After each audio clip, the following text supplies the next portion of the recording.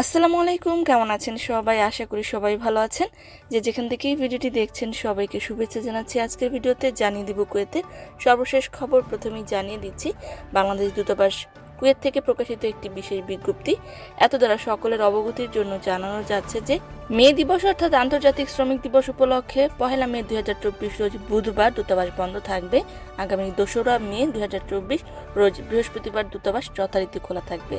অর্থাৎ সাধারণ ক্ষমাসহ পাসপোর্টের অন্যান্য যে সকল কাজ দূতাবাসে করবেন বুধবার দিন গেলে হবে না, বৃহস্পতিবার দিন যেতে হবে। এবারে জানিয়ে দিচ্ছি অন্যান্য আপডেট। কুয়েতের আবহাওয়াবিদদের দেওয়া তথ্য অনুযায়ী 1 মে এবং 2রা মে বুধবার এবং বৃহস্পতিবার ভারী বর্ষণ সহ তুষারপাতের সম্ভাবনা রয়েছে। স্বরাষ্ট্র মন্ত্রণালয় থেকে এ সময় সকল কুয়েতি নাগরিক এবং প্রবাসীদেরকে সতর্কতা অবলম্বন করতে বলা হয়েছে। জরুরি প্রয়োজনে 112 নম্বরে ফোন করতে বলা হয়েছে। এছাড়াও মিউনিসিপ্যালিটি টিমের পক্ষ থেকে কুয়েতের ভারী বর্ষণ রোধ করতে সকল ধরনের প্রস্তুতি গ্রহণ করা হচ্ছে। এ ব্যাপারে শিক্ষা মন্ত্রণালয় থেকে প্রকাশ করে বলা হয়েছে যে আশঙ্কা করা হচ্ছিল যে বৃষ্টির কারণে হয়তোবা শিক্ষার্থীদের অনলাইনে ক্লাস নিতে হবে, তবে সেটি বাতিল করা হয়েছে। শিক্ষার্থীদের সশরীরে ক্লাস করতে হবে।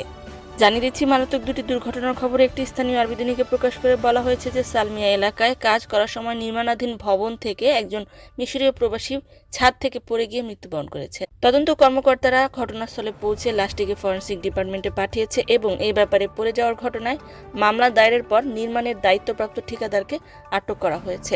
অপরদিকে কুয়েতের সালমি রোডে একটি গাড়ি মেরামত করার সময় গাড়ির নিচে পড়ে গিয়ে একজন মেকানিক মৃত্যুবরণ করেছেন। এ ব্যাপারে তাইমা থানায় একটি মামলা দায়ের করা হয়েছে। কুয়েতে সাধারণ ক্ষমা চলমান রয়েছে। সাধারণ ক্ষমায় অবৈধ প্রবাসীরা জরিমানা আদায়ে বৈধ হতে পারবে এবং বৈধভাবে কুয়েত ত্যাগ করে পুনরায় কুয়েতে ফেরার সুযোগ পাবে। 17 জুন পর্যন্ত সাধারণ ক্ষমা বলবৎ থাকবে। অনেকেই ফিঙ্গারপ্রিন্ট সম্পর্কে কয়েকবার মন্তব্য করেছেন যে ফিঙ্গারপ্রিন্ট অ্যাপয়েন্টমেন্ট যদি একবার ছুটে যায় বা চলে যায়, কোনো কারণে না দেয়া হয়, তবে কি করণীয়? তবে কোনো সমস্যা নেই, আবার অ্যাপয়েন্টমেন্ট নিয়ে ফিঙ্গারপ্রিন্ট দিতে পারবেন। জানিয়ে দিচ্ছি একজন কুয়েত প্রবাসী বাংলাদেশের রেমিট্যান্স যোদ্ধার মৃত্যুর খবর।